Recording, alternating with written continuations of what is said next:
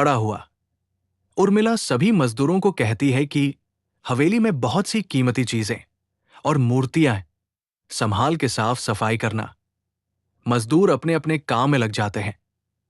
उर्मिला अपने बच्चे के साथ कमरे में टीवी देख रही होती है कि अचानक हवेली की छत से एक मजदूर नीचे गिरता है।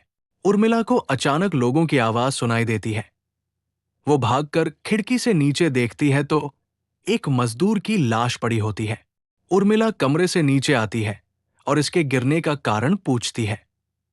लोगों के जवाब अलग अलग होते हैं। कोई कह रहा होता है कि इसने खुद आत्महत्या की है और कोई कह रहा था कि ये गलती से गिर गया है। कमरे में पहुंचती है तो उसका बेटा खिड़की से कूदने वाला ही होता है कि उर्मिला उसका पैर पकड़ लेती है और वो खिड़की से लटक जाता है। उर्मिला पूरी ताकत से उसे ऊपर खींचती है, लेकिन बच्चा फिर भी कूदने की जिद कर रहा होता है।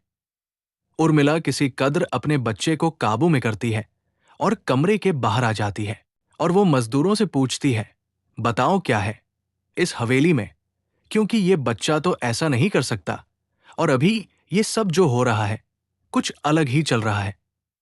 तभी एक बूढ़ा मजदूर उर्मिला से कहता है, बेटी ज्यादा जानना हो तो अपने पूर्वजों की कहानी पढ़ो, तभी तुम्हें इस हवेली का इतिहास पता चलेगा।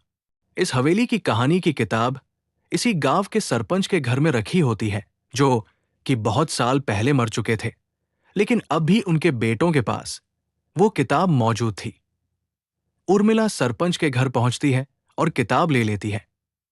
किताब पढ़ते ही उसे पता चलता है कि इस हवेली में एक नौकर नौकरानी भी थे, जिनके बीच में बहुत प्यार था और वो कई सालों से हवेली की सेवा कर रहे थे। लेकिन एक बार रानी के शाही गहने चोरी हो गए और उसके शंका में राजा ने नौकरानी को चोरी की सजा दी और उसे जिंदा दफना दिया गया। उसके गम में उसके पति ने भी अपनी जान दे दी और उसके एक महीने बाद ही उस राजा ने अपनी ही तलवार अपने गले में घुसेड़कर आत्महत्या कर ली। उसके बाद छोटे मोटे हादसे हवेली में होने लगे, जिस वजह से ये हवेली हमेशा के लिए बंद कर दी गई।